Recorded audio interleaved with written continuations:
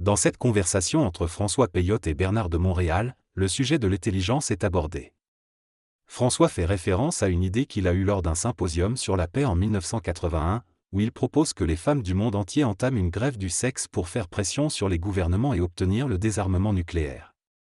Bien que cette idée ait suscité de l'intérêt, François souligne que rien n'a réellement changé depuis. Il mentionne également que sa belle-mère était choquée par ses remarques précédentes et annonce qu'il utilisera le terme B et W pour faire référence à sa belle-mère à l'avenir. François demande ensuite à Bernard de Montréal s'il pense qu'il existe différentes formes d'intelligence. Bernard répond que bien que l'intelligence puisse se manifester différemment chez différentes personnes, cela ne signifie pas qu'il y ait une division dans l'énergie de l'intelligence. L'intelligence n'est pas personnelle, elle est prépersonnelle. Peu importe notre taux vibratoire, notre référent d'intelligence est la vibration qu'elle suscite dans le mental. L'homme évolué vit cette intelligence de manière créative et ne se soucie pas de la forme qu'elle prend. Il se détache de l'ego et entre dans la conscience supramentale, qui est dépourvue d'émotivité. Dans cette intelligence, l'ego se sent libre et devient comme un médium pour l'expression de l'énergie. Plus l'homme s'habitue à cette forme d'intelligence, plus il se désengage de la forme qu'elle prend et se concentre sur la vibration. Il devient si raffiné dans la manipulation et la canalisation de cette énergie qu'il en oublie même d'être conscient d'être intelligent. Il est simplement conscient d'être créatif. Cette intelligence créative apporte la paix de l'esprit et une grande vitalité mentale et matérielle. Dans cette discussion, le conférencier explique que l'évolution de la conscience supramentale entraîne le détachement de l'individu des différentes facettes de son être, mental, vital, physique. L'énergie elle-même prendra soin de tout. Concernant l'humour, il souligne que c'est le plaisir de l'esprit à travers la forme. L'humour permet de relaxer le plan émotionnel en invitant le mental à se déjouer de l'importance de la forme. Il explique que les personnes dotées d'humour, comme Yvon Deschamps, sont très intelligentes et ont une sensibilité qui se rattache à leur travail et à l'explication de la vie quotidienne. Ces personnes sont appréciées et chéries par la masse. Car elles apportent une qualité enchanteresse qui fait rire et permet de côtoyer une multitude d'individus. L'esprit, selon l'intervenant, descend lentement dans la conscience de l'homme pour ne pas déséquilibrer ses centres psychiques. Il mentionne également que, en tant que canalisateur de l'énergie, il peut comprendre et apprécier l'humour de l'esprit, mais il ne peut pas le vivre pleinement en tant que récepteur, car cela causerait des douleurs. Dans cette conversation, le narrateur explique qu'il ne peut pas rire trop fort car cela lui cause des maux de tête. Il dit que s'il était inconscient de cela, un psychiatre pourrait penser qu'il cache quelque chose en refusant de rire. Il souligne également que l'homme ne peut pas expérimenter rapidement la conscience supramentale car cela perturberait son ego. Il explique que l'homme doit intégrer progressivement cette énergie pour ne pas perdre son intérêt pour la vie matérielle. L'homme nouveau, une fois équilibré dans tous ses centres, a alors pénétré la conscience des autres sans être perçu comme différent. Le narrateur affirme que la conscience supramentale doit pénétrer l'humanité comme un voleur qui apporte des bénéfices. Il mentionne ensuite l'existence d'une intelligence occulte qui ne se manifeste qu'à certains individus en fonction de leur vibration. Un homme conscient peut entrer en communication avec ceux qui sont sur la même longueur d'onde mentale que lui. L'intelligence occulte est la capacité de comprendre vibratoirement, au-delà de l'intellect, sans se soucier de la qualité de la réception. Une personne dotée de cette intelligence occulte peut parfaitement comprendre ce qui est dit, même si elle ne peut pas nécessairement le vivre immédiatement. Cette intelligence occulte permet d'explorer les différentes formes de l'universel et de créer de nouvelles énergies essentielles, qui ne laissent pas de traces dans la mémoire humaine. Elle est liée à la conscience supramentale et permet à l'homme de lire entre les lignes, d'intuiter et de puiser dans ses connaissances accumulées. Cependant, la pensée seule ne suffit pas à donner à l'homme la valeur de l'intelligence, il doit aller au-delà de la pensée et vivre intégralement sa pensée, désengagé de la forme et de l'ego, pour donner une forme adéquate à cette énergie intelligente. L'intellect est une manifestation inférieure de l'intelligence et il existe des niveaux supérieurs d'intelligence que l'homme ne peut pas encore vivre dans son état matériel. Ces niveaux supérieurs d'intelligence sont plus rapides et denses en vibration, rendant difficile la transmission du savoir à notre niveau, à moins qu'elle ne se fasse de manière télépathique. L'intelligence est un phénomène énergétique, indépendant de la culture et des formes structurées historiquement. La culture peut retarder l'évolution de l'intelligence et encapsuler l'homme dans une forme figée. Elle peut également déformer l'homme, ce que l'on observe dans les pays totalitaires. qui utilise la culture pour conditionner les esprits. La culture, dans le monde occidental, devrait servir au plaisir de l'homme et ne peut pas conduire à une prise de conscience occulte et universelle. L'intelligence supramentale ne se pense pas et se situe en dehors de l'expérience planétaire de l'ego. Lorsque l'ego est capable de la subir, il devient maître de la parole, de la pensée intérieure et de la télépathie intérieure. Cependant, le double ne peut pas donner à l'homme des informations qui lui serviront dans le futur, car cela serait une perte d'énergie. Les 7 rishis associent l'intelligence à Brahman, l'équivalent de Dieu pour eux, qui est voilé par la matière, l'illusion, l'ignorance et les créations de la pensée. En éliminant ces facteurs malfaisants, on peut atteindre l'intelligence universelle.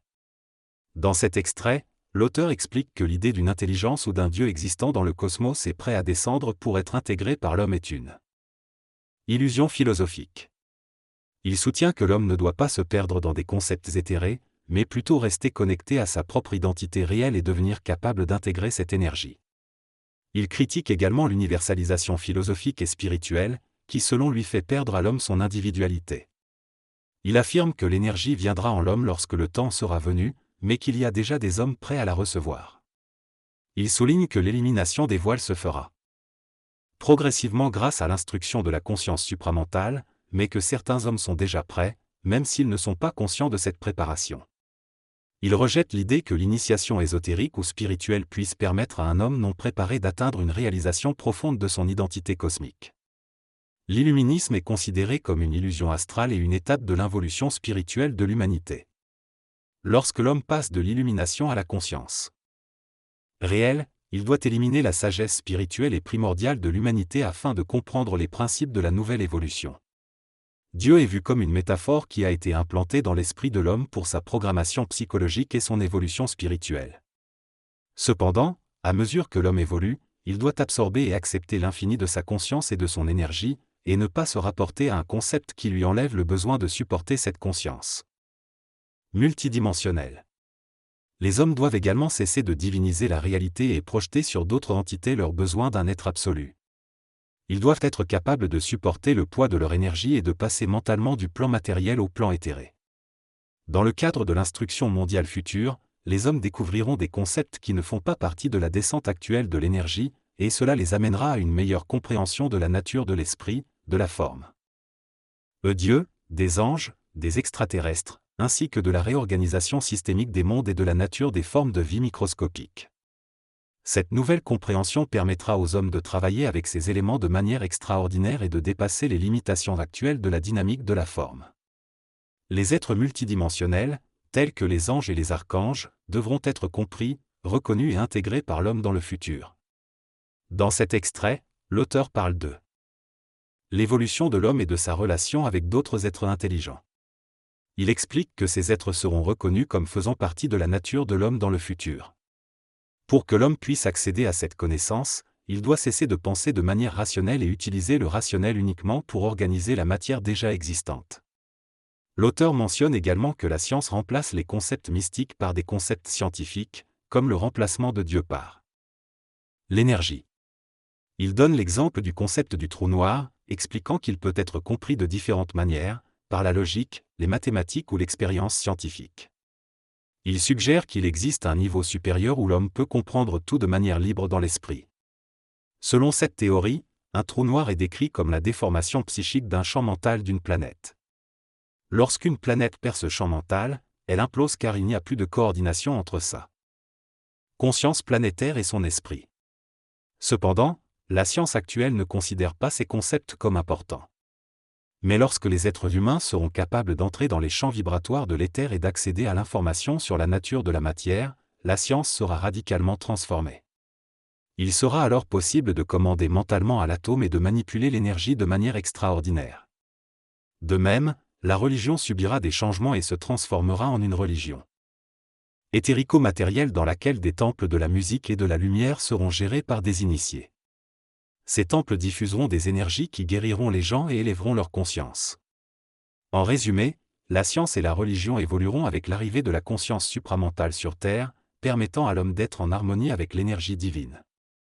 Dans cette entrevue, Bernard de Montréal explique que l'homme est limité par sa mémoire et sa capacité à s'exprimer.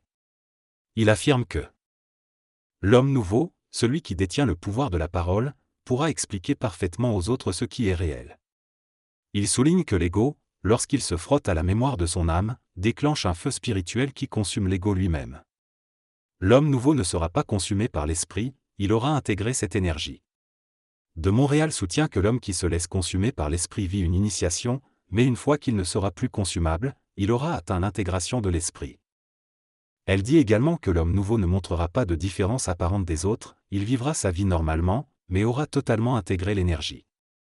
De Montréal mentionne que les tests de QI sont valables sur le plan de la pensée dense et du rapport psychologique entre les individus, mais qu'ils ne mesurent pas la conscience créative et spirituelle. Il pense que ces tests sont basés sur le bon sens et la mémoire. Dans cette conversation, Bernard de Montréal aborde le sujet de l'intelligence humaine et de son lien avec la conscience. Il affirme que lorsqu'un individu passe de la conscience involutive à la conscience supramentale, son QI n'a plus d'importance car il se préoccupe de sa conscience et se sent bien à l'aise dedans. Il souligne également que l'intelligence ne devrait pas être limitée par des conventions et que parfois, ce sont ceux qui ont un QI élevé qui sont réticents à évoluer, tandis que ceux qui ont un QI bas sont prêts à progresser. Il mentionne que les personnes bien cotées dans la société en termes de QI ont tendance à éviter les agglomérations d'individus qui frôlent la folie.